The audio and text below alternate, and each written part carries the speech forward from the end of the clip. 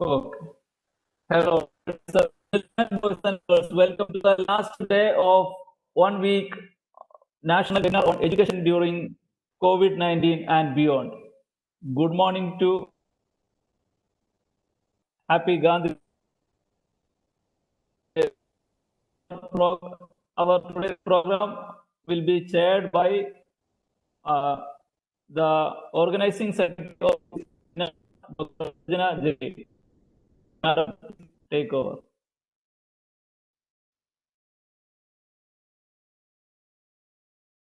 Good morning, madam. Can you hear us? Yeah. Can you hear me too? Yes. Okay. I'm sorry. First, let me apologize for the technical snag. I know I have delayed you all by 10 minutes. First, let me take this opportunity to thank you all for giving me this platform of sharing. Okay, one minute, ma'am. Can I share my PowerPoint now? After an Okay. okay.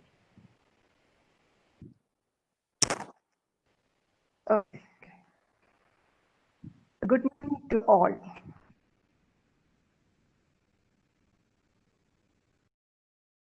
See word disabler caught by Mahatma Gandhi. On the 151st birthday of our father of nation, we shall try to change ourselves to build up a healthy and sustainable world. Let us begin the program paying homage to our beloved Mahatma.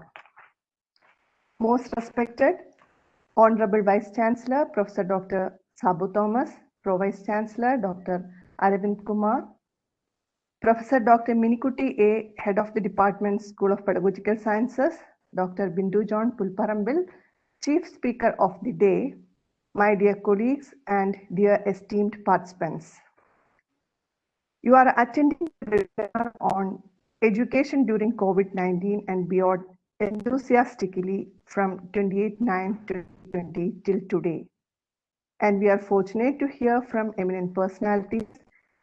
I think it will definitely change our routines and practices. Today again, we have an eminent personality, Dr. Bindu John Pulparambil, and she is talking on the topic holistic health perspective during emergencies. Now I will enter into my duty of introducing Dr. Bindu John Pulparambil, RMO, Government Homeo Hospital, Thiruvananthapuram, State Coordinator, Pain and Palliative Project, Department of Homeopathy, Government of Kerala. She is graduated from Government Homeopathic Medical College, Thiruvananthapuram, first rank in final BHMS and gold medal from University of Kerala 2000. Received also Prakash Memorial Gold Medal for being topper among 3 universities in Kerala. Finished post-graduation in homeopathy, philosophy from Government Homeopathic Medical College, Thiruvananthapuram. Attended courses at International Academy of Classical Homeopathy of Professor George Vidolkas on different subjects. Received diplomate degree from International Academy of Classical Homeopathy. Also received postgraduate degree on anthroposophic medicine and integrative oncology from Switzerland 2017. Have presented papers in various international conferences in Europe and US and attended international conferences. Have presented papers on national level conferences in India, was presenter in international conferences of integrative oncology at Nashik in years 2016 and 2017. Was member of subcommittee on cancer and homeopathy of Central Council of Research in Homeopathy at Delhi 2019, State Assessor of Cash for Ayush departments, giving talks on television channels on regular basis since 2004 and talks on homeopathy. Facilitator at the International Ayush Conclave of Government of Kerala in Global Perspective of Ayush in Public Health Intervention 2019. Received Palliative Doctor Award in Homeopathy in the year 2019. Working as RMO of Government Homeo Hospital since 2017, she completed her palliative training from MD Anderson Cancer Center, US. All are eagerly waiting to listen to Dr. Bindu John. Madam, please take over.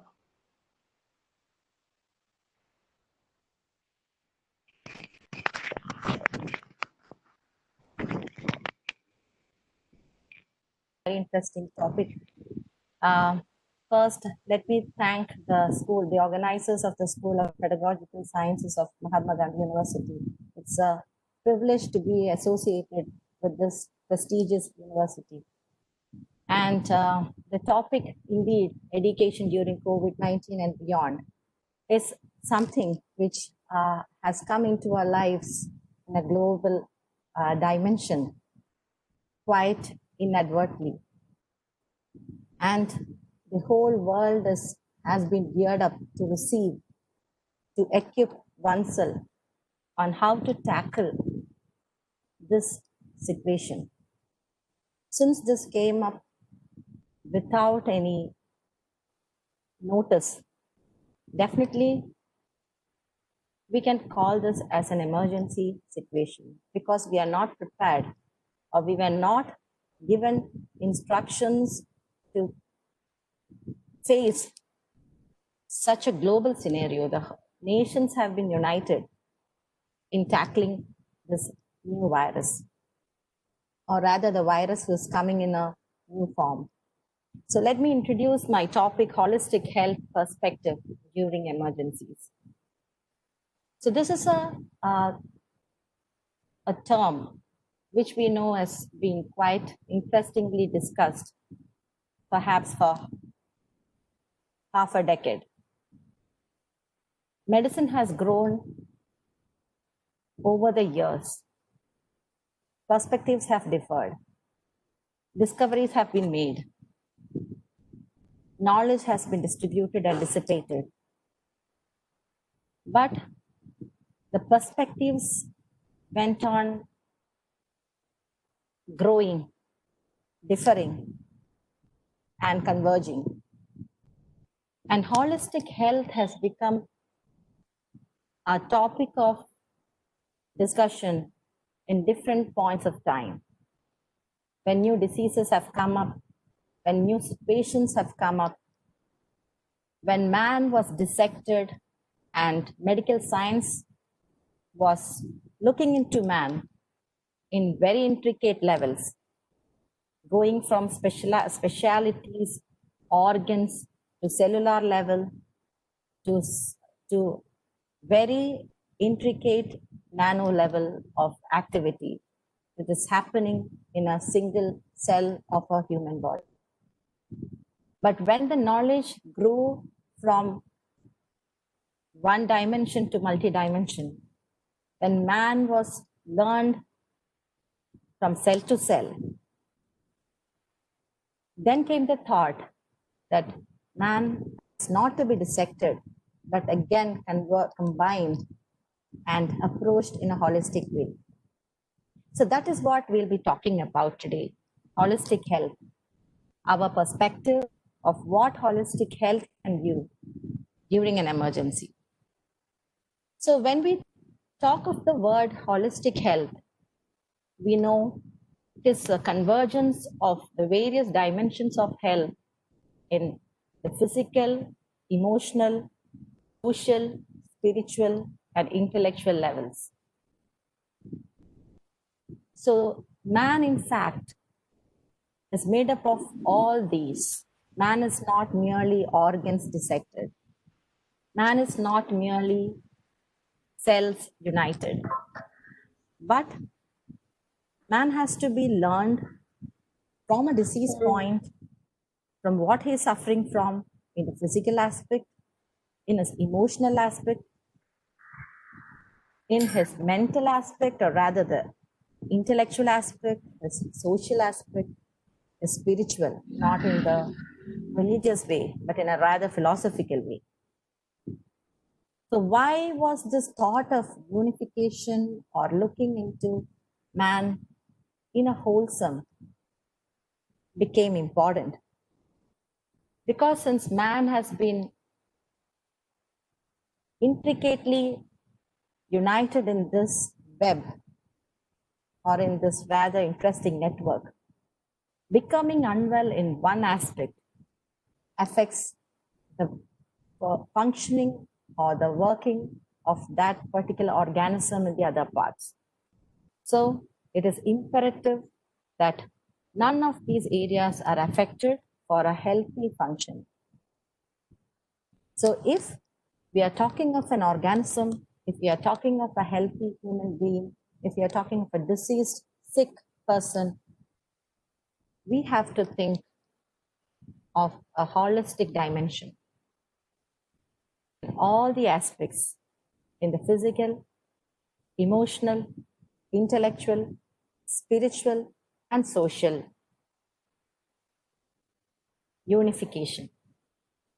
And we should make sure that none of these planes are compromised, because if we are bringing down one, it is mandatory that the rest of the planes are also affected. So if a person is perfectly healthy in a physical plane, but he's emotionally disturbed, can we say, can we ask, or can we claim that that person is a healthy person? No. So that is what the modern medical science is teaching us. When the concept of holistic health became so important, it also became quite imperative that all the medical systems had to be integrated to understand man in his wholeness, so that the best can be given for a proper functioning of this organism, so that not only he himself is benefited, but the society also is a beneficiary of a perfect functioning of this organism, which has to live in this ecosystem. So, since we have the holistic health takes our thoughts into a philosophical plane, we know life also has a continuity. It is a continuum. Right from birth to death, the life is like a stream. It takes its origin somewhere, but it has got a destiny. Once its origin has taken place, it has only one purpose: to flow onward till it reaches the destination, to merge into what the destiny holds for the purpose. So, life starts with birth, culminates in death, and the whole process takes us through a varied spectrum of conditions, which perhaps we can call as ease, disease, health, sickness, well, unwell. So whatever be the condition, life has a purpose. Life is continuous. Life is entitled to changes. That is the destiny. So, since nothing happens without a purpose, any life has come with a purpose and is supported by the nature to serve its purpose. So that is why an organism goes through different states of health. And we know there are situations which are innately developing, which are present in himself during birth, which may cause the person to lose the state of equilibrium at any given point of time. So maybe what is coded in him will come up one day as illness. So what is coded is accelerated also by the environment. What he goes through, the things which are not in his hand.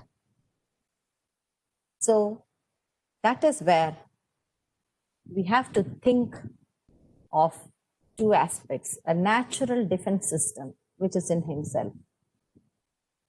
Harmonious functioning of the natural defense system is projected as health, is portrayed as health, where we know that multifarious activities are happening in him without the consciousness being affected, without the person, without the organism being aware of the various functioning. So the harmonious functioning of his natural environment, innate in him, the natural defense system, is called health. And when the life flows through a stream, when the balance is maintained, you don't feel anything. You enjoy a state of perfect health. But there are conditions, there are situations when man comes up with issues. And the issues correlate how the body accepts the events and projects it as various states of dis-ease. The ease is lost. So throughout the life of a person, from birth to death, the events are connected by a continuum in the health of a person, which a person can experience as perfect health, illness in different forms. The illness in different forms can be an acute stage when man is overwhelmed by a sudden problem,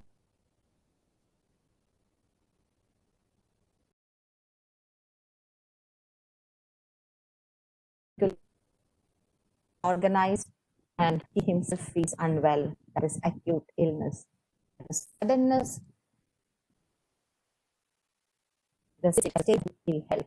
So the body also suffers at any given point of time as a chronic condition, which is a compromised state of ill health, which is lasting, which is again a continuous process. In acute illness, there is always a provision or chance that the body becomes well again. It gets rid of its disequilibrium and comes back to the original perfect state of health, when nothing is lost apart from the time when the man passed through the state of acute illness. But in chronic illness, it is a compromised state. You are facing a situation where your defense system will compromise, is there. It can't go back to that perfect state of health which was enjoyed before. So when a chronic illness comes into your life, you remain sick. Maybe you improve. Maybe you don't have that much suffering as you had before when you were really chronically affected. You may not be able to go back to perfect health when you were having, when all the harmonious functioning was going on without a way. Also situations when the chronicity becomes persistent, but sometimes when you are enjoying a state of perfect health, a life-threatening situation comes. That, of course, is called an emergency. We call an emergency when a life-threatening situation calls for immediate action. It also happens in health situations. We know, for example, when we are talking of allergy, allergy is a genetically determined situation, condition. The symptoms can come up at any point of life, but it can also present as a anaphylactic situation when the whole body is thrown into disharmony, the person may even lose his life. So any situation, medical history of man can come up as an emergency. When we are talking of a chronic situation, we know during this era when lifestyle diseases are coming up, we are facing with a lot of emergency situations, which are a culminating manifestation of the cruelty of the illness state which man is carrying on because of his doings, because of his environment, because of his genetics. But the situation that the global scenario is facing now is something different. It is not, is it genetically predetermined? We don't know. But it is an emergency situation when we weren't prepared for it. And it is taking the situation into a different dimension when the thought for remedial action has to be critical.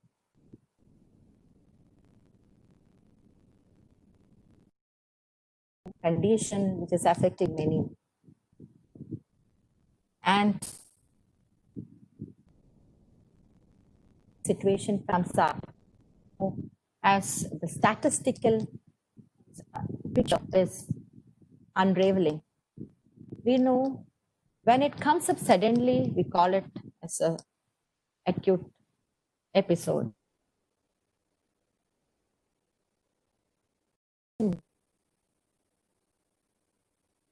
A mark, we call it as a chronic situation.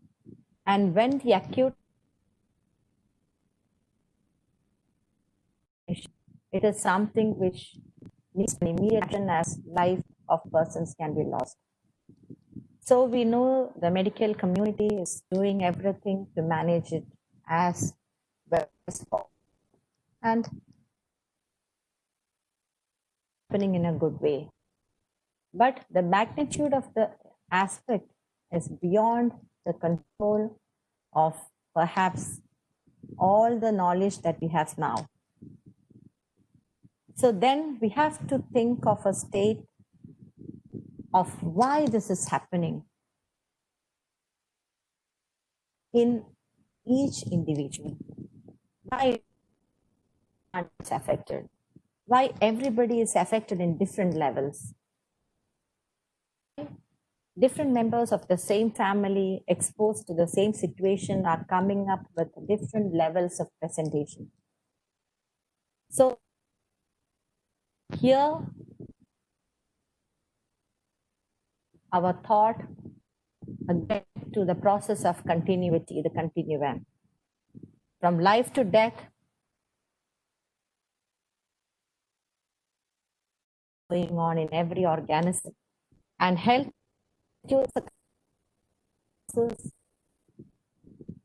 is manifested into different expressions of good health and ill health. But constructing the health has always to be looked up from a holistic point.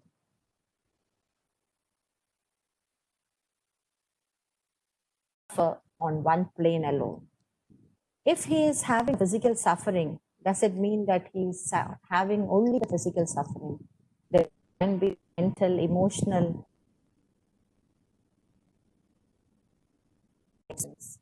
which of health at that point of time. So why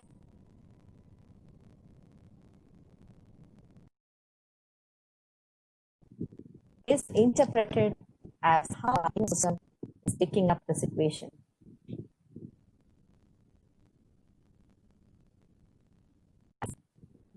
The system compromises its what it is coded to do.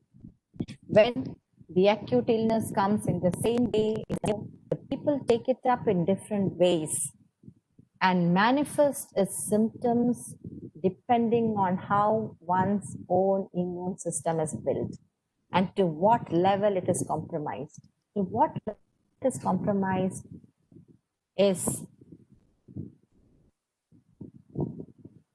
has to be assessed as how he has lived his life in this stream of continuity. What were the setbacks which happened to him in the physical, in the emotional, in the mental, in the social, in the environmental levels?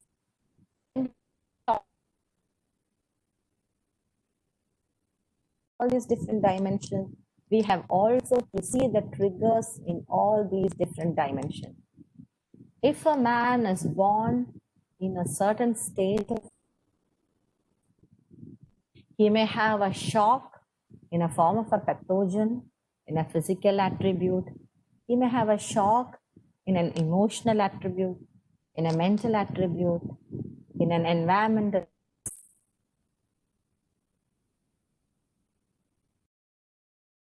trigger, as well as his fundamental way on how his health is constructed, both contributes to how the acute illness projects into whether it has to stay in a compromised state of ill health, whether it has to stay as a chronic state, or whether it takes up a trigger and projects itself as an emergency situation.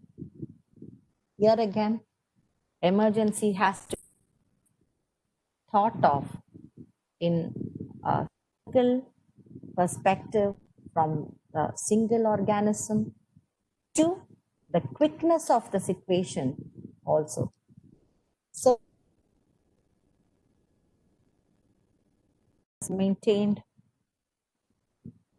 the chronic or acute state of diseases in a medical history of a person reflect a related chain of immune responses, either as a result of environmental insult or a disarray of the body's natural defenses innately developing. So, constructing health from a holistic point constitute the main parameter of health correction. So, since now we are looking into man as a whole organism, we are looking at how to tackle the situation. We have to see it from a perspective, how we look at it. When we see things in a general perspective, we see things on how it is thrown on into our vision, into a field of vision, what the eyes catch up. But when we are seeing things in a holistic perspective, we see that we understand that 2/3 of what actually constitute the entire whole is hidden. So when we are looking at in a broader way, we are only seeing just 1/3 as we see in an iceberg. And in a holistic perspective, we try to understand the unseen of the sea, the unknowledge of the knowledge. How we are able to see is only when you are equipped, when you are educated on how to look into beyond what you see. So that education is complete only when we look at from a holistic perspective. Even when man relates his symptoms, we know that there are certain attributes in him which are lying hidden in that person, which are knowingly or unknowingly hidden in him, which might be a parameters of his state of disease. Those things can be intricate things of his mind, of his emotion, of his upbringing, of his doings, which can reflect on a state of ill health. If you just understand what is seen or what is projected, you never understand man as a whole. You can never give a remedy. A remedial action is not complete. It can give a remedy, but it can't be a complete process. It can't be a complete doing if you're just seeing only a particular aspect of the hidden, which is projected. So the holistic perspective is a very important factor when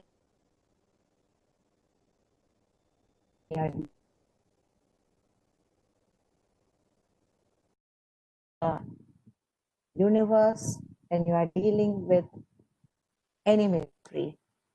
Life is indeed a mystery. So here we see the various spectrum of diseases. Now the state of ease is no longer existing.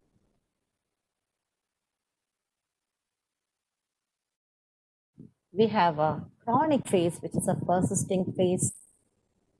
But we know now, when we are looking at it in a holistic perspective, the chronic phase is just a tiny little bit of underlying massive pathology which is lying hidden.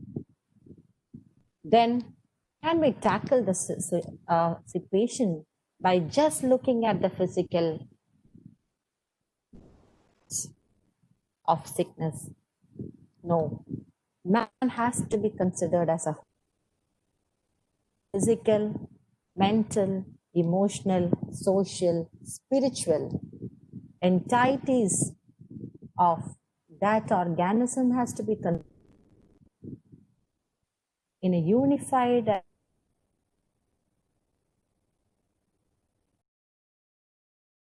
piecemeal person. When specializations grow, man was understood in every intricate cellular level. But when the wholeness was forgotten, the remedial actions were incomplete. So,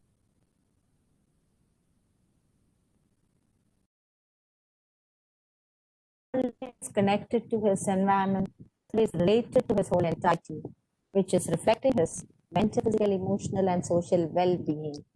Any attribute of knowledge, any attribute of education, any attribute of medical know-how is always for a better solution. It is for the solution of the world, for the solution of the universe, for the solution of an organism to work in his optimum level of performance. If a man is sick, nothing can be possible. So his various levels of sickness, whether he is sick in his emotional plane, whether he is sick in his physical plane, whether he is sick in his social plane, he is sick in all these planes, can't be separated. We know automatically any of these attributes will reflect on all the other levels also. So a holistic perspective always teaches us that the absence of infirmity or disease is only a partial reflection of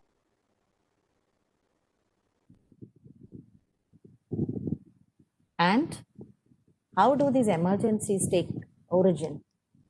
It can originate as part of an illness pertaining to a particular system, or that is where COVID-19 scenario is teaching us to look into.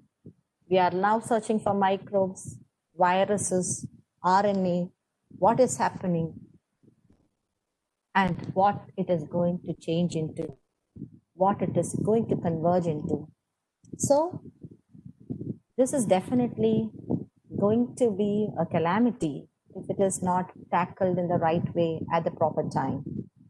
So, a health emergency in a pandemic, in a global situation, are definitely warnings that the collective health has been disorganized. When talking of man as a whole, of man on an organ,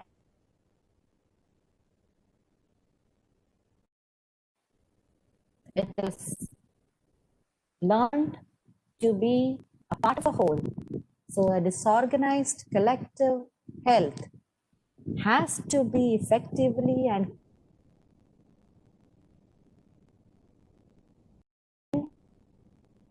health of the globe is active. And medical systems have to come up with measures to combat health issues pertaining to that particular situation. And the disaster management mechanism have to focus on these remedy measures, on these line of thought during a calamity. That is what we are facing right now. And harmony and holism, they are intertwined. Anything which can disrupt the harmony of health can lead on to emergencies of a particular. Pathogens are blamed as agents of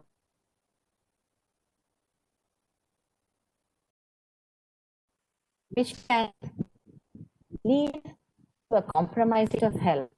And emergency pandemics are collective disruptions of compromised health.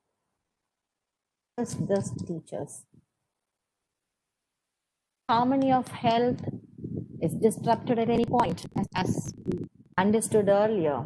What the trigger is and how the organism takes it up and how it is affecting the harmony can be reflected either as an acute state, either as a slow, persisting chronic state, or a hidden state, or a sudden life-threatening situation. Then the trigger can be a pathogen. They are blamed as an agent. They are blamed as this compromised state of health. But since it's assigned to single individuals here and there, it has to be collectively taken up for problem solving. So this levels of health of compromised states, which are collectively disrupted in a disharmonized way, has to be effectively tackled. And there is a place where we bring in the term holism, because if it has to be effectively tackled, shouldn't we conceptualize the being, the entirety in a multifarious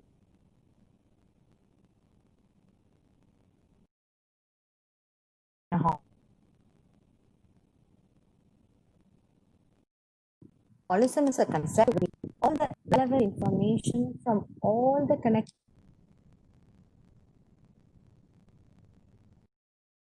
in order to ensure greater effectiveness in its action. Our purpose is to make an effective action. How? By correcting the various domains of an individual soul. So, as long as man is manifesting the state of illness in the various domains, the correction has to happen in all these various domains, not separately, but as a wholesome. That is what is holism. So, as I asked before, why different members of the same family are coming up with different symptoms? Why the same COVID-19 virus is bringing up different symptoms? Why we are not able to effectively make an umbrella of remedial solutions? Because man has to be again understood as levels of in himself. How he is what he is going to project when he is sick. How he is born is also how his genetics determine how he is going to be born. That is his level of health. When you are born with a certain level of health, it is a clear indication of how long you're going to live, how good you're going to live, what all you're going to presenting as illnesses, and how bad the illnesses are going to be in you, how good you're going to recover, how best you're going to perform, or how bad you're going to die. So, a single virus, a single pathogen can't give all these dimensions unless it is also thought of in a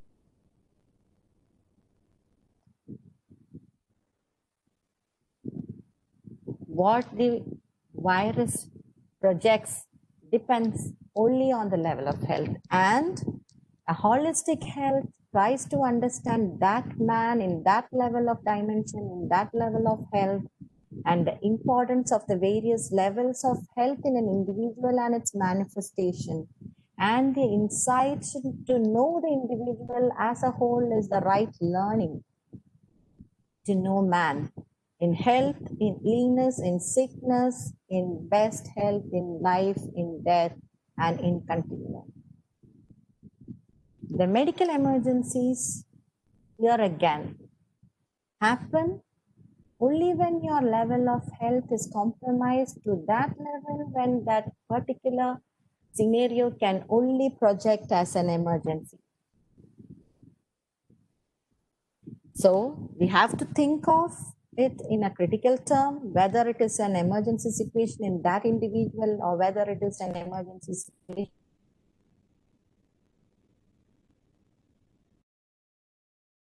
So a medical emergency in a system origin can be identified here based on that individual's level of health, on the characteristic of that individual presentation. And here again, the remedial action plan, that is the whole purpose of knowledge, that is the whole purpose of education. When we try to understand a problem, the education doesn't end there. The problem has to be solved.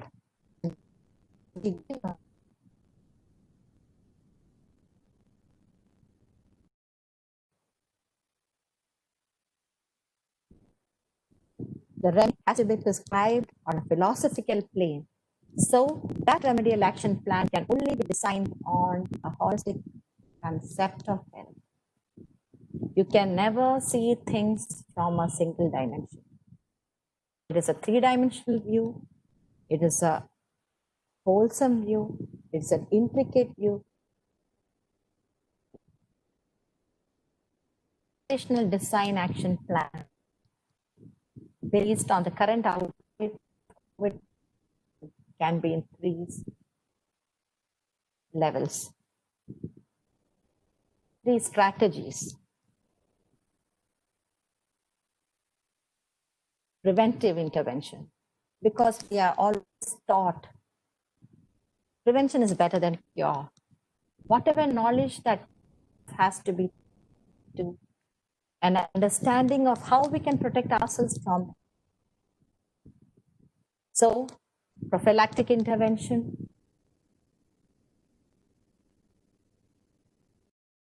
either it has to be the curative level, a curative strategy. COVID-19, now we are in a phase where the prophylactic interventions happen, curative interventions is going on, prophylactic interventions are also still going on, but we also see things from a post-COVID management strategy. Now we are also going through a phase when maybe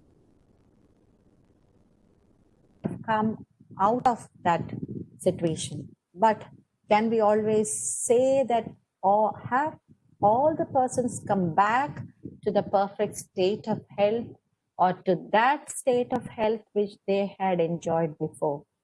Whether any residual symptoms, any residual state of disease is affecting, persisting, then attributes of holistic health has been affected. It has to be tackled.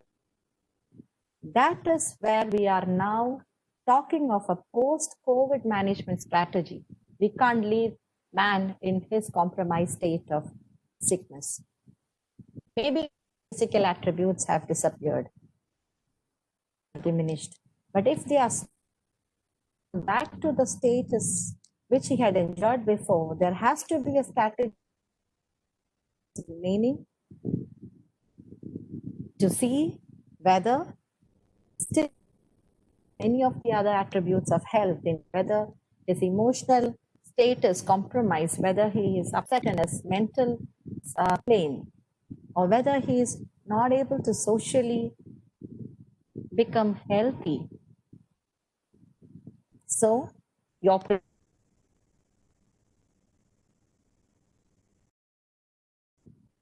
divided into these three strategies. So the context is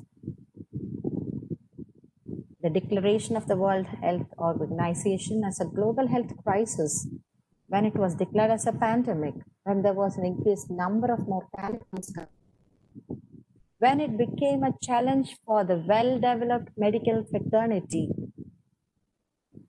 when the efforts to control the spread are not effective globally, when we are speaking of in our city, the state has implemented effectively various strategies, including lockdown, social distancing, personal protective measures, but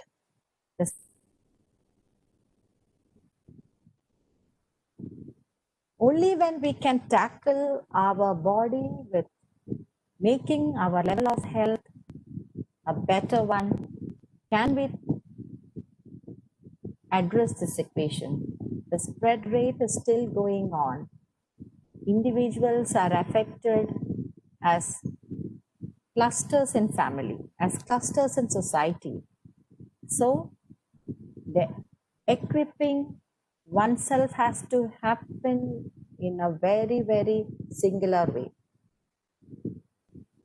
And now we are still seeing the community spread stage with an exponential increase of patients. We can't predict what the statistics are going to be tomorrow, what the statistics are going to be for the next week or the next month.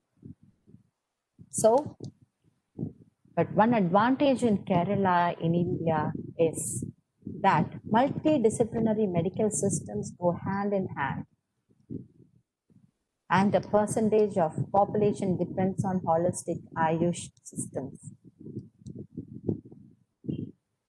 All the traditional medical systems always had its philosophical base on holistic health. Ayush systems also have its philosophical base on holistic health. So, isn't it our responsibility, the responsibility of the medical fraternity, the responsibility of the Ayush medical fraternity, to propose a holistic model to fit into the current medical crisis?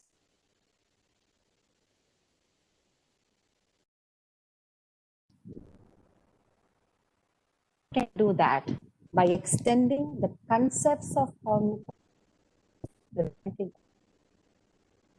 viral epidemics. In COVID-19, maybe another epidemic that is going to take a new name and come in the near future.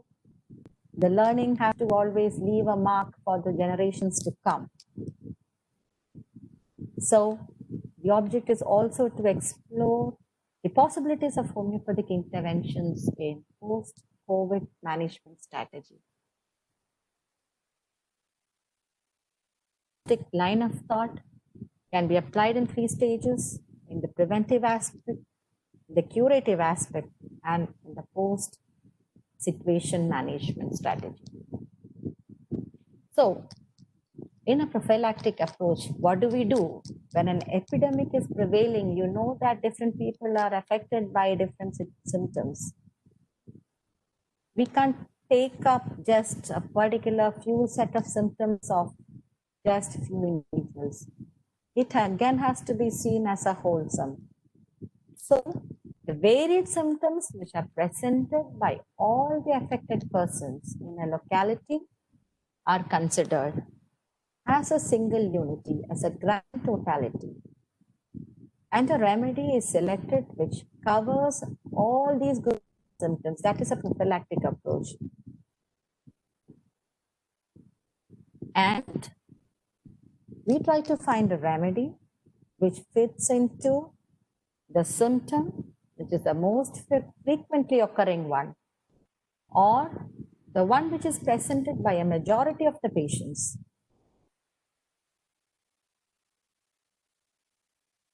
Collective group of symptoms of everybody. Whether the symptoms are varied, it doesn't matter. We consider everything. We collectively see that. Or we don't try to forget the most frequently occurring one, or the symptoms which are presented totality, but we don't even forget of a single unique symptom which has happened in a single individual also. That is where we underline the point. We construct the totality as a grand one, as a collective one. And the remedy is selected which covers all these group of symptoms. When we are coming to the curative approach, homeopathy stands apart in a way that its prescriptions are not disease specific but individual specific. You have to prescribe with the disease, not just the disease. It is then an imperfect prescription. A perfect one, you have to go deeper, probe deeper, go out of the disease symptom alone and go into that which an individual has understood in him, is personified in him and projected in him. All the symptoms presented in the individual are collectively considered. Mnemonic or symptoms of the disease, the symptoms which tell us that this is that disease which the person is affected from. But we have also to consider the individualistic symptoms of the patient. That is a curative approach. In the light of outbreak of COVID-19 and the report of its increasing presence in India, Central Ayush Ministry had issued advisory and recommended the usage of homeopathic medicine arsenicum and to be taken as a prophylactic remedy, which you all might be aware of.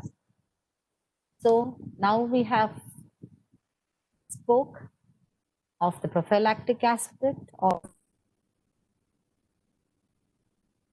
curative level, and we can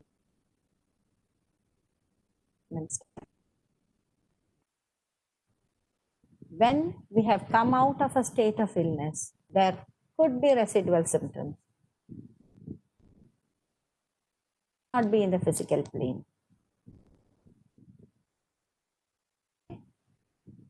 In any of the integral aspects of the holistic perspective, be in the emotional level, it can be in the mental level, in the intellectual level. When he thinks that he is not enjoying the state of health he had before, those are called the residual symptoms. You need not have physical energy. You are perfectly all right. So our post-COVID management strategy should not lose any of the individuals who have gone through this situation. Any residual symptoms in any of the plane has to be addressed. No. Psychological disorders still persist. Anxiety, depression, isolation, panic attacks. We know that there definitely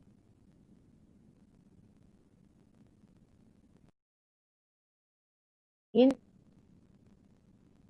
broader way, but when we are isolated during the illness and when that isolation remains as a fear factor in you, ignore the insecurities pertaining to job, to health, to finance.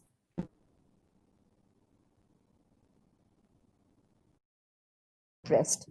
So this post-COVID management strategy also has to look into man, into the individualistic aspect of every individual in a wholesome way to make him come back to a state of health which he had before, or even to a better health state which he was having. Thank you.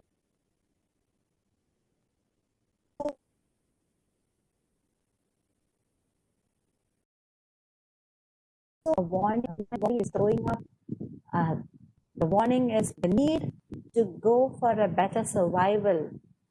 So when it is coming out presentation, when all the acute symptoms are projected, your physician has a way of understanding what your state of ill health is. And when that is tackled, you always have a provision to go back into a better level of health. So that has to be utilized in this post-COVID management to make each individual a better person in a better state of health than before. The action plan on how to tackle in. So then we are looking at it in a broader scenario. We have the persons who are not exposed to COVID-19, but we may have asymptomatic or symptomatic aspects. When we don't have any symptoms, but we are also, you know that the situation is going on elsewhere, you can take a prophylactic remedy to equip yourself with a preventive health. But when you have an symptomatic, even when you are not exposed to COVID-19, where those symptoms can be unrelated to the current situation, but the conservative management can be applied there. Then again, we have the exposed individuals exposed to suspected cases which are not confirmed. Those again are the asymptomatic ones and the symptomatic ones. Those are the ones when we are putting them into a quarantine. We again have the hidden carriers from unknown exposures. We also have properly exposed individuals, which are confirmed, which are not confirmed. And post-exposed, who might be symptomatic, who might not be asymptomatic. Confirmed exposed ones who are asymptomatic, they are the potential carriers. Who are confirmed, who are symptomatic, who are cured, who are in convalescence, who have residual symptoms. So we have all the patterns. The action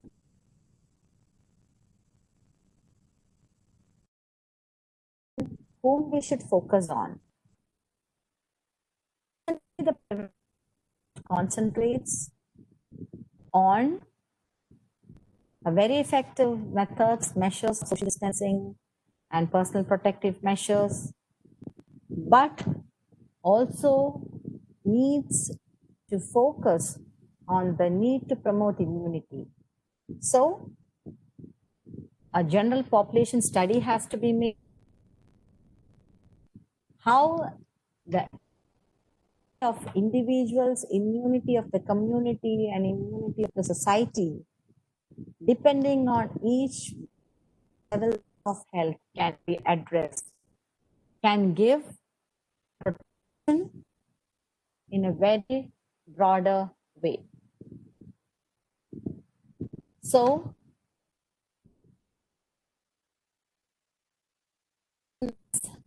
have come along the line of thought. What we are carrying on is a continuous process. Life in the ocean has one day to conclude. But how we can manage ourselves is how we can understand ourselves. And those management strategies are to be put on the philosophical thoughts of holism.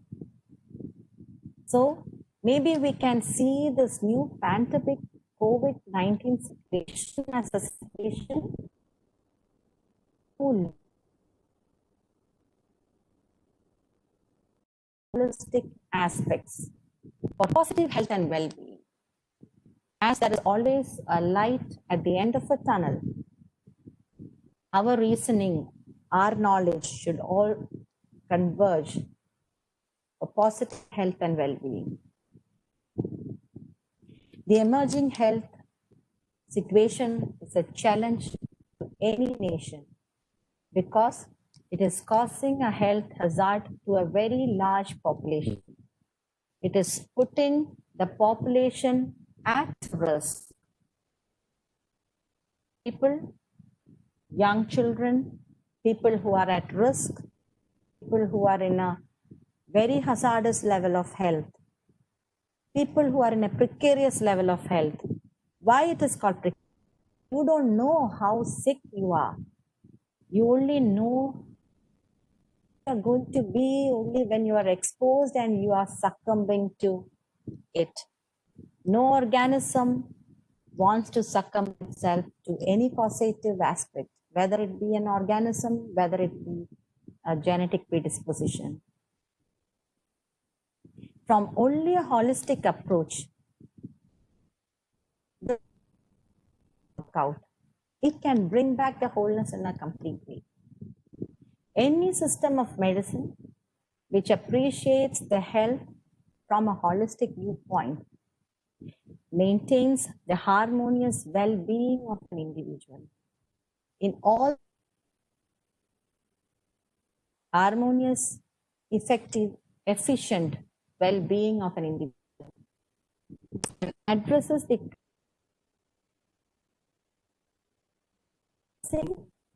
on stabilizing the compromised immune system. When your body tries to when your immune system tries to compromise, it is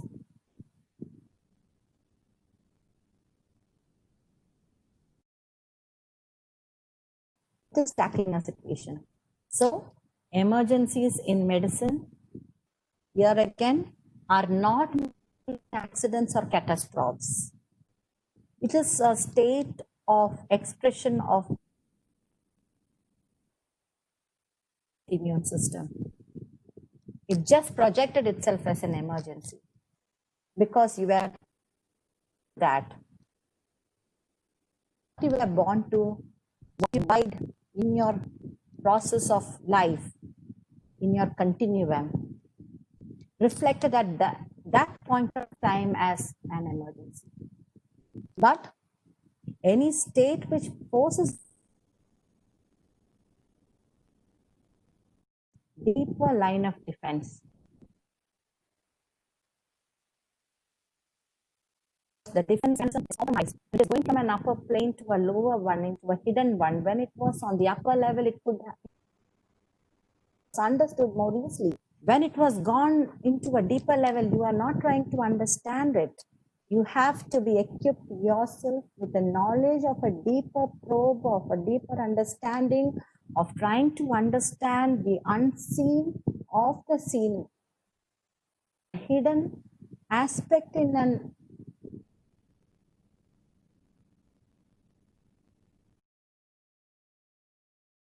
and bring back the state of health in a proper, harmonious, or holistic manner. It should focus on individuals and society alike in a singular perspective. And that is fundamental change has to happen in the approach of your. Our assumptions was to understand maybe disease in its ultimate way, to dissect the learning of virus.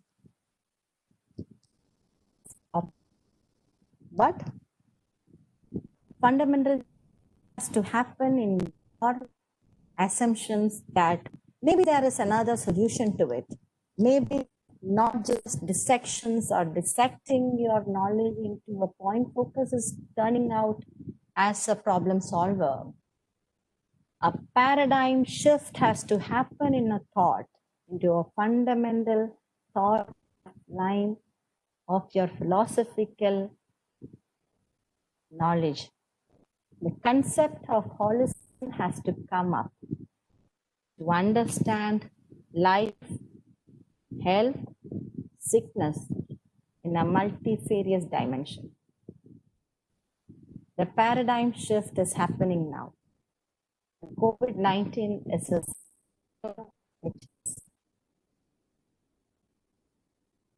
and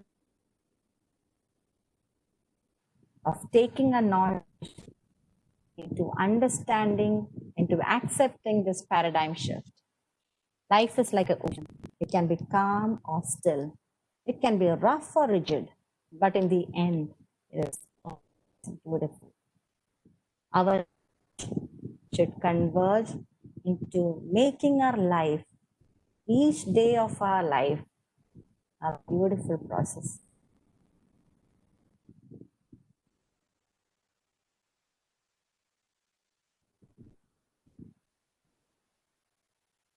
Thank you, Dr. Bindu John, ma'am. Such a wonderful speech.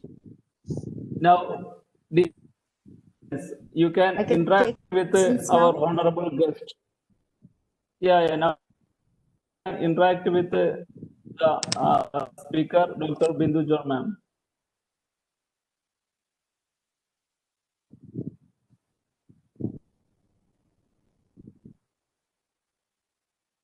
Participants, you can raise your observation. Are the participants going to? Yeah.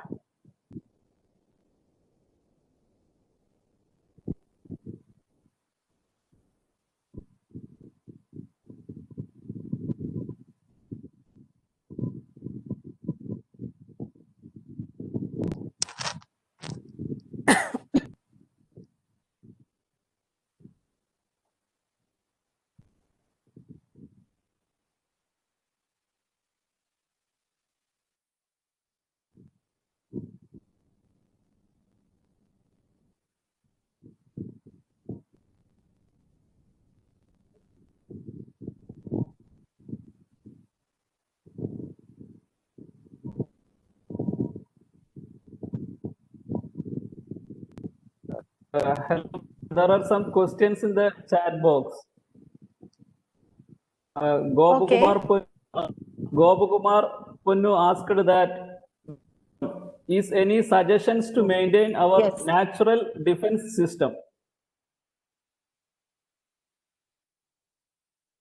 Okay.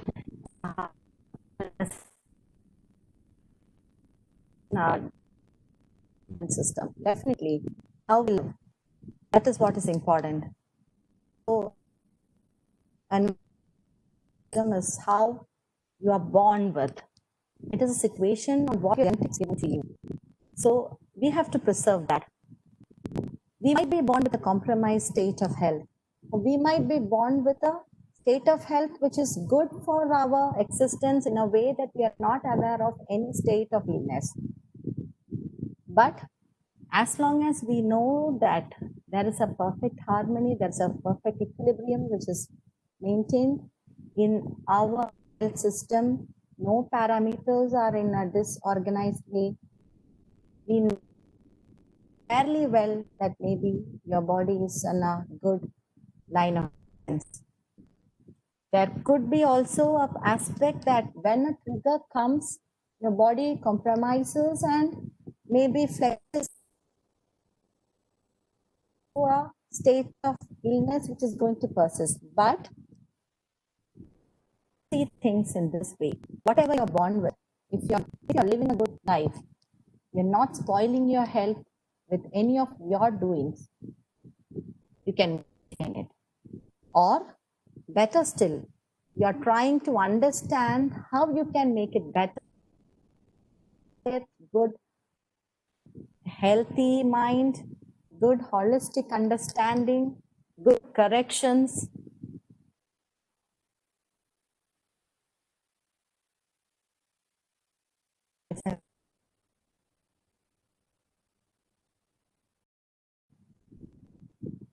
Meditation, right living, good activity, nourishing food, good thoughts, good living.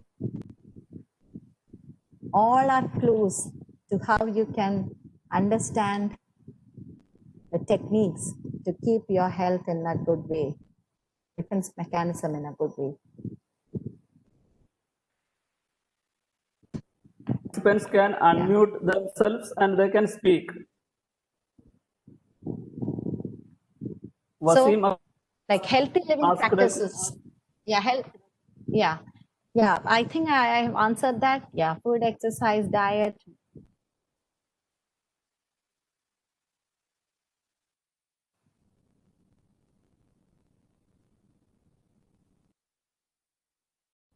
Not too much, not too little. Peaceful living, healthy living practices. Okay.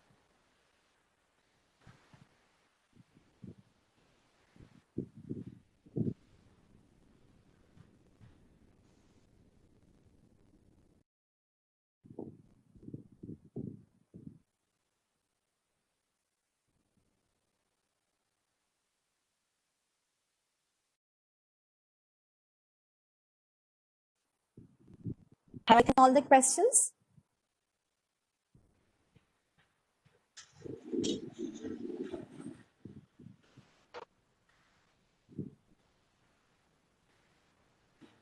more questions are there, ma'am.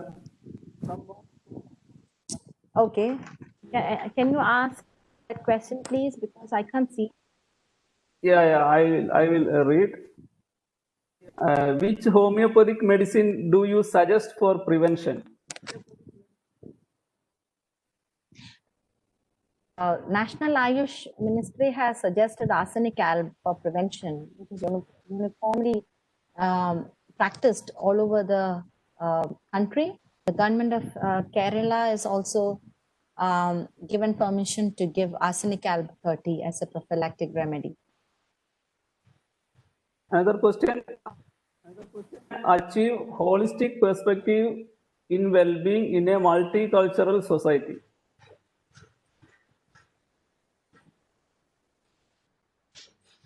Can vary, but when we are thinking of in a philosophical way, there is only one solution. If you are aware of what holistic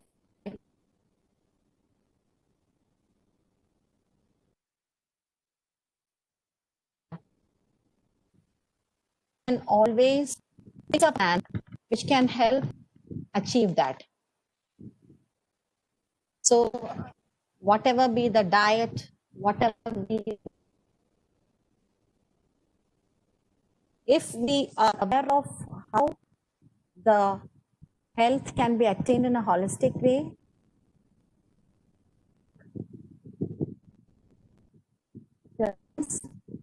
as and modify your way of life to achieve that. And it all depends on also an individualistic point on what individual is. So individualization, that is a key word here. Any solution can focus on that individual, and even in preventive and prophylactic aspect, when the previous question was asked on what the prophylactic remedy is. So taking the situation in a global or in a population aspect, maybe if we fix on one single drug, it can protect 80% of the population. But the rest of the 20% has to go for more individualistic, because as I told you, the level of health of each individual comes in different strata. If you are in a compromised level, you may need a more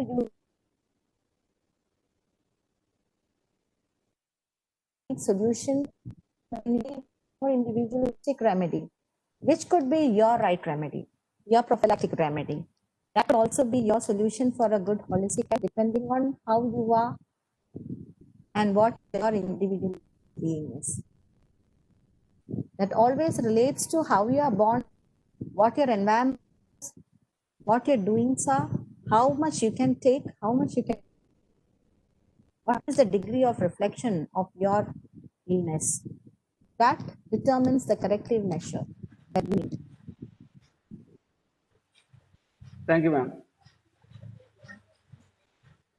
It is Thank you. happy to inform you that the Honorable Pro Vice Chancellor of Mahatma Gandhi University, Arvind Kumar sir, joined our webinar. Sir, welcome. Yeah, thank you. Can you hear me? You are audible, sir. Okay, thank you. First, had Professor Minikuti to take over the webinar. Good morning, all. At the outset of this one of our father of nurture, father of nation, we may recollect the great contributions of Mahatma Gandhi and pay tribute to the great leader.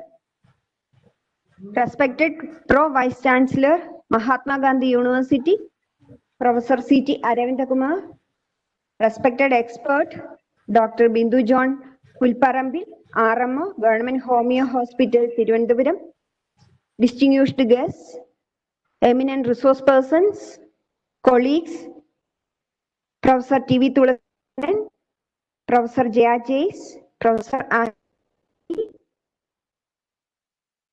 Jalil, Dr. Ismail Tamarsheri, Dr. Sibuji Netto, Dr. Muhammad Kevi, friends and my dear students.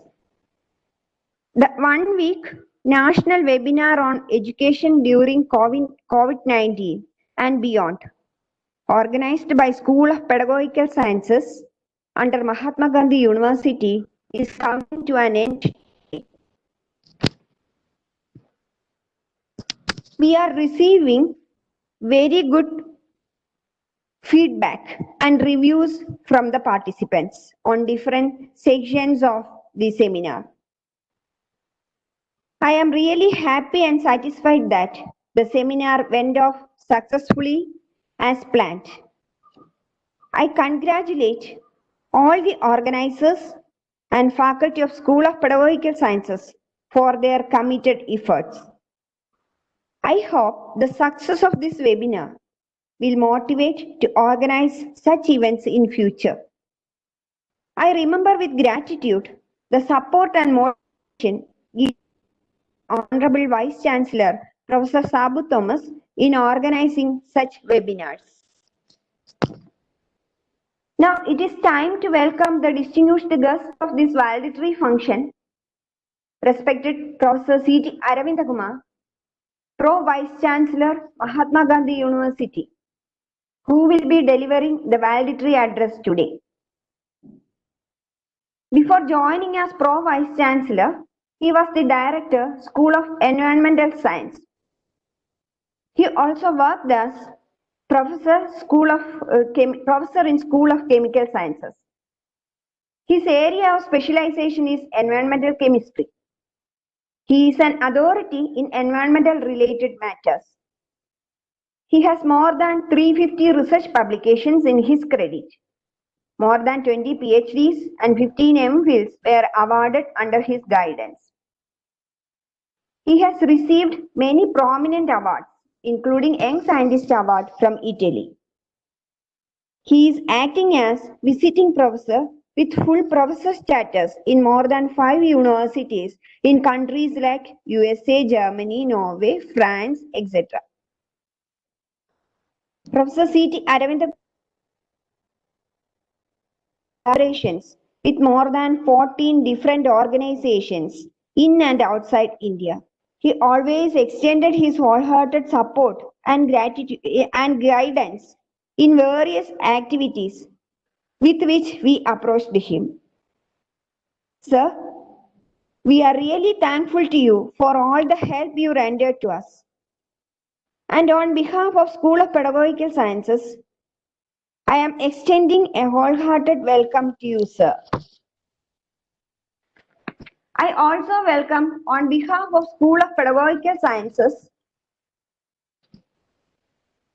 and organizers of this webinar, all distinguished guests, national and international resource persons, and all participants to this valedictory function.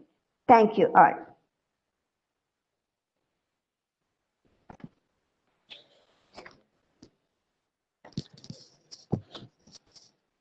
Let me invite Professor Aravinda Kumar, Pro Vice Chancellor Mahatma Gandhi University, for the valedictory address.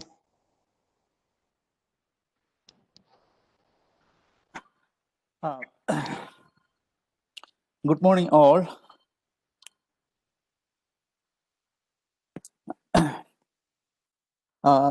Director of the school, Dr. Minikutti, Dr. Sajina, Professor Tulasidaran, Dr. Tamarasheri, and other faculty members of the school, respected speakers, resource person, other participants, and my dear students. On the outset, I congratulate all the members of the school and the director for organizing such a wonderful program. I'm extremely happy that this webinar of education during COVID and beyond has come to a fruition. That is what I see now. The year 2020 started with the casual airing of the coronavirus. But now, with the single very popular word, COVID-19. COVID, the reported case, as you all know, in the global level is almost 33 million. Reported death is 1 million. India has almost 6 million cases and almost close to 1 lakh deaths. Now, COVID-19 pandemic, it initially started as a health crisis.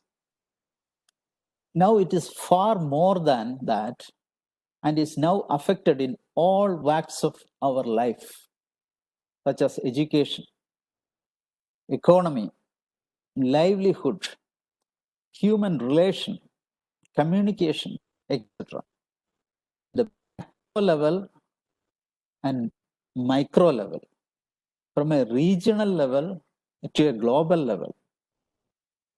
When an epidemic spreads beyond a country's border, it is officially called as a pandemic. We all know this. Now, throughout the history of mankind, such pandemic had a big role.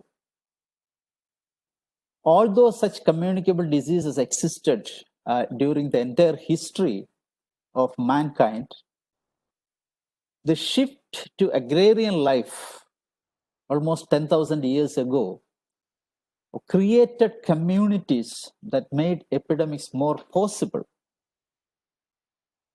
Now, malaria, tuberculosis, leprosy, influenza, smallpox, and so on. The list goes on. And these first appeared during this period, last 10,000 years. Now, the earliest reported pandemic passed through Ethiopia and Egypt before it wiped out 2/3 of Greek city state of Athens. That was in 430 BC. It's a reported case or known case. It caused their defeat in the ongoing war with the Spartans and redirected the course of Western civilization. Therefore, the entire civilization is sort of aware of this kind of pandemic. And thereafter, the Antonine plague of 165 AD, the smallpox in 250 AD, the 11th century leprosy, the bubonic plague of 1350, the 7 cholera pandemics around 1800. That's a sort of recent report. So what I mean to say is, people faced all this, survived all this, and learned from these past experiences. However, there's a difference between earlier period of time and the present period, the so-called modern world. The more civilized humans became, building cities and forging trade route to connect with other cities, states and countries and waging war, even wars with them, the more likely pandemics became. If we carefully looked at the way our life reoriented each pandemic in the history, a lot of things to be learned. Human learned a lot from this past experience. At the same time, he did not learn too much. So is the case, the present case with COVID. Now, the impact is massive. We are aware of it. We all know this. Our health system itself is critically evaluated in the entire world. Anyway, the present condition is that the entire world is coming to a common conclusion, is that learn to live with the pandemic. That is actually a conclusion. Now, one of the most affected classes is our educational practice. That is the reason why we are now talking about it. Now, teaching now in the entire world is in the online mode.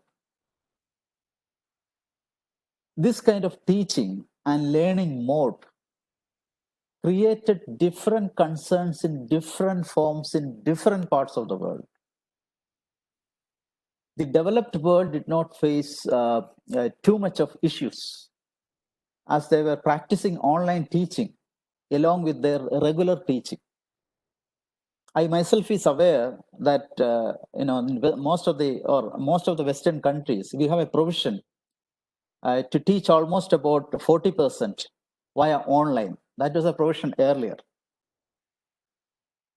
But in the developing countries, where there are financial, social, and cultural disparities, the scenario is very different, very, very different. It starts from the very basic internet connectivity to the availability of the most modern technology. How far our citizens are capable of procuring the necessary instruments. Now, India being a large nation with many geographical variations makes the learning process a difficult proposition in this period of pandemic. It definitely created a virtual disparity in the virtual world, or commonly called as digital divide. The inclusive educational system, that is what we always talk about, the inclusive educational system cannot function keeping the underprivileged out of this exercise. This is also a very, very important point. In addition, as Aristotle stated, man is by nature a social animal. That is why we always talk about man is a social animal. A student is shaping his or her personality in schools and colleges.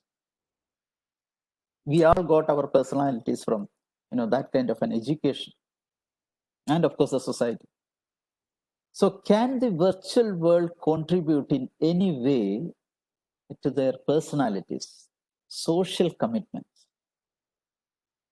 The very basic question of human sustainability, which is a resultant of, as you all know, three major components, such as social, economic, and environment. This itself is now in question. On the other hand, this online mode of teaching opens up new horizon of educational opportunities. We shouldn't forget that. A teacher generally teaches with examples given in textbooks. The best example in schools, you can see at least in Kerala, we are all aware, a teacher teaches about elephant or tiger by showing its picture. But here now a teacher can easily show a moving elephant or a tiger. So it starts there. The possibility starts there. 2, a movie on galaxies. We can show this. 2, details of Himalaya, details of Arctic, Antarctic, to the motion of a nanoscale molecule like DNA, RNA, protein. What I'm trying to tell you is a molecular motion of a real molecule that you can show now. So what a wonderful way of communication. This also we shouldn't forget. So now at least virtual classrooms have already become a popular reality. Thus here comes the basic question. Is online education an alternative to conventional education? Or it is only a supportive mechanism? I would like to believe the latter. It should be a supportive methodology, except at the time of such a pandemic. Let the student grow as a social animal, not as an isolated kid. Here comes the importance of the idiosyncratic capacity of every citizen, including teachers. It is our responsibility to move with the time, rise with time. We have no option but to adopt it. And that is why we adopted it. We are trying to adopt it. So at this point of time, it is very necessary to explore the world of virtual interaction. We should also make this as interactive as possible, as much as possible. Now, teachers have a big role in this context. So explore all possibilities. We have to think how best we can make the classroom more appealing. We have to do this exercise. And it should be more convincing as well. But when we think beyond COVID, in fact, that was also part of this webinar. When we think beyond COVID, if you ask me, well, I would only say be driven by human brain, not by artificial intelligence. This is my word. I am sure that you all might have discussed about the possibilities beyond COVID and might have come up with alternatives or supportive mechanisms.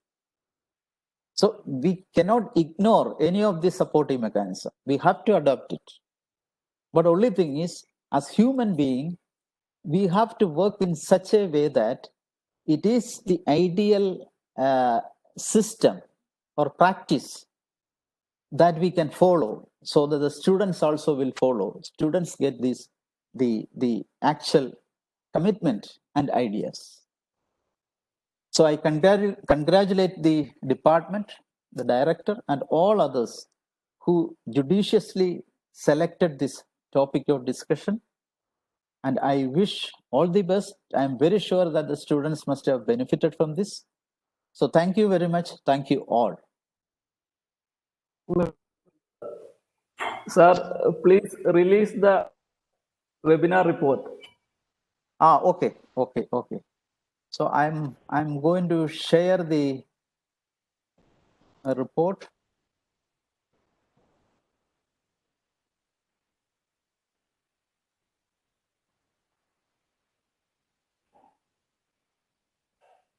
Can you see this? Yes, sir. Okay, Loading. so this is the report, Education During COVID-19 and Beyond. And I really appreciate it. Generally, when we have such programs, things will come very late, but I think this has come, like an immediate, response. So I really congratulate all of you, and this has done nicely, and with nice photos, director's photos and everybody's photos, very colorful, very beautiful and handsome people. So very good. And I can see a lot of things, good photos, and yeah, programs, and yeah, here is our Vice Chancellor, very smart looking, and good. I hope I am there somewhere at the last. Okay, thank you all. I think this is enough, isn't it, Tamarasheri? Yes, sir. Okay, thank you. I'll just close this, or should I keep it open, or I'll close it? Close it, sir.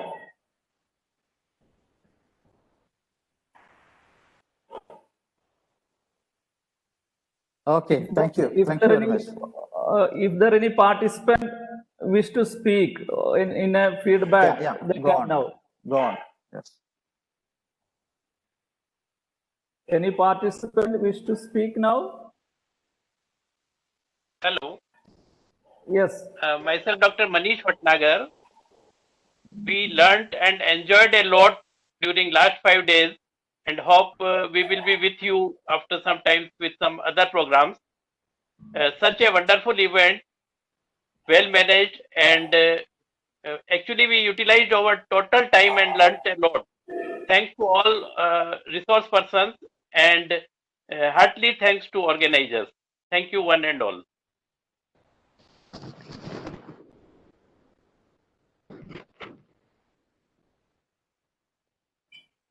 Any want to speak?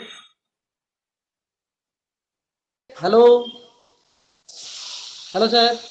Yes. I am from. Hello. Hello. Please proceed. Please proceed. You are audible. Sir, I am from West Bengal, mainly from Lalgod Government College, Jharkhand, West Bengal. Sir, very nice program you conducted last 5 days. But my question is that can we organize MOOC or SWAM course from our college?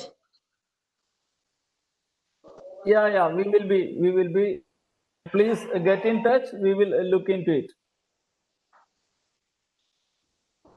Yes, sir. Thank you, sir. Welcome. Okay, ladies and gentlemen, now we move to the vote of thanks. Isn't it, ma'am? Minikuti, ma'am? Shall we move to vote of thanks? Okay, we can move. Honorable Vice Chancellor of Mahatma Gandhi University, the visionary leader, Professor Sabu Thomas, respected Chancellor of Mahatma Gandhi University, Professor C.T. Arvind Kumar, Head of the Department, School of Pedagogical Sciences, Professor Minikuti, respected Dean, Faculty of Education, Mahatma Gandhi University, Professor Jaya Jais, Honorable Speaker of the Day, Dr. Bindu John, RMO, Government Homeo Hospital, Thiruvananthapuram, and Chairperson of the session, and Organizing Secretary, Dr. Sajana Jalil, Convener of the webinar, Professor Dr. T.V. Tulasidaran, distinguished guests, ladies and gentlemen. Good afternoon to one and all. Happy Gandhi Jayanti. It's my privilege to have been asked to propose a vote of thanks on this last day of week-long webinar on education during COVID and beyond. I, on behalf of School of Pedagogical Science, Mahatma Gandhi University, and the entire organizing committee of this week-long webinar, and my own behalf, extend a very hearty vote of thanks to all speakers for gracing your important electronic presence and sharing with us your ideas and opinions today. First of all, I would like to propose a hearty vote of thanks to the chief guest, Dr. Bindu John, our Government Homeo Hospital, Thiruvananthapuram, for her efforts towards the invited lecture on holistic health perspective during emergencies. Madam, your knowledge, experience, and expertise in the medical sector are important insights for strengthening the health consciousness of our society. Dr. Bindu John has discussed the holistic, philosophical, and metacognitive dimensions of health and pandemic. Madam, your words are given a holistic health perspective to we all. Madam, your speech was a counseling and it provides a mental solace to we all. Inspired by your great words. I'm sure that are taken note of your observations. Thank you, madam.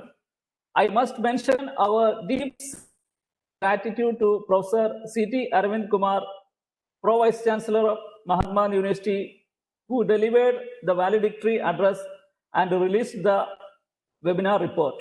On behalf of School of Pedagogical Science, I extend a hearty vote of thanks to our Honorable Pro Vice Chancellor, who spared time from his busiest schedules to grace the occasion.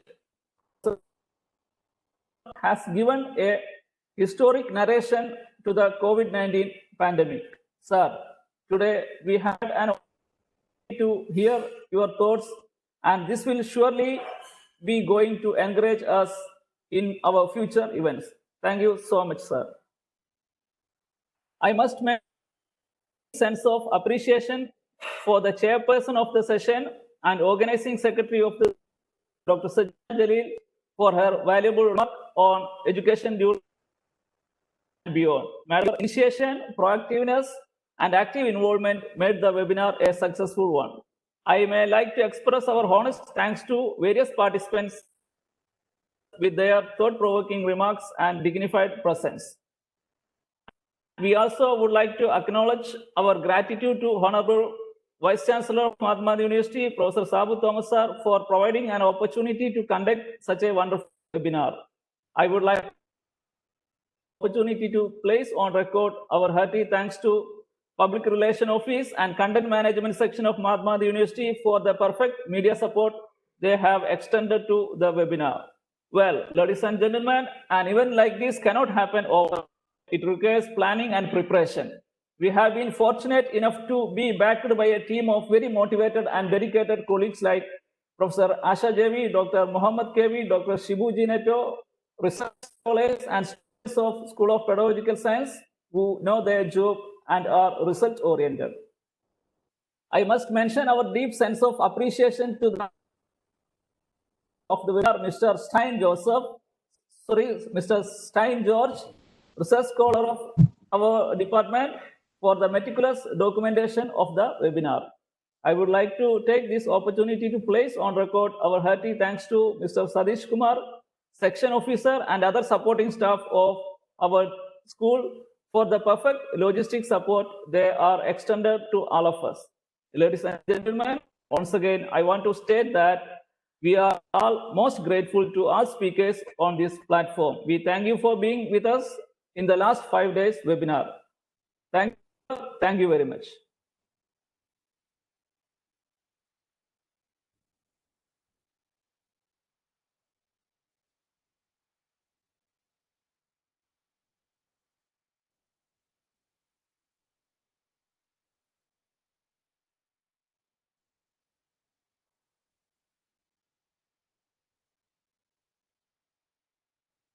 Thank you all for being with us in these 5 days. So, with another webinar. Can we end the meeting now? Yeah. Ismail? Yeah, Okay, sure. thank you.